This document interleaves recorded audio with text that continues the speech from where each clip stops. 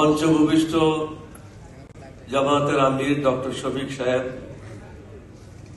অন্যান্য শীর্ষ নেতৃবৃন্দ, সামনে ভূমিষ্ঠ 11 দলের নেতাকর্মীবৃন্দ, সম্মানিত সাংবাদিকবৃন্দ, আপনাদের সবাইকে এই ঐতিহাসিক দিনে এখানে উপস্থিত হওয়ার জন্য আমার পক্ষ থেকে, সকলের পক্ষ থেকে আন্তরিক মোবারকবাদ জানাচ্ছি। দেশবাসীকে 2-3টা কথা বলতে চাই। আপনারা আওয়ামী লীগের শাসন দেখেছেন, বিএনপির শাসন দেখেছেন। এখন আপনাদেরকে অনুরোধ করব, ন্যায়ের শাসন, সুশাসন, চাঁদাবাজ মুক্ত, দুর্নীতি মুক্ত একটা শাসন দেখার জন্য। এইখানে যদি নিজের পায়ে নিজে কুড়াল মারেন, আপনাদেরকে কেউ সাহায্য করতে পারবে না। দিল্লির দাসত্ব থেকে আমরা বের হতে চাই।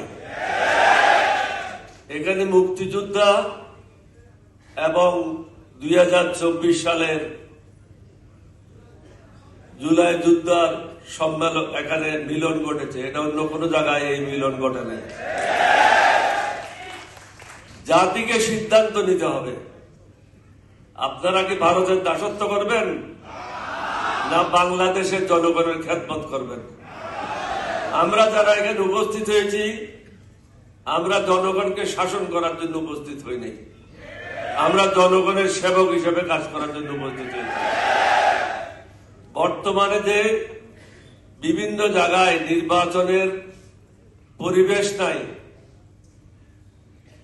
এবং সকলের জন্য সমান সুযোগ নাই, এটা যদি সৃষ্টি করা না হয়, প্রধান নির্বাচন কমিশনার, অন্যান্য নির্বাচন কমিশনাররা যেভাবে জেলে গেছে, আপনাদেরকেও আগামীতে জেলে যেতে হবে। এটার থেকে রক্ষা পাবেন না।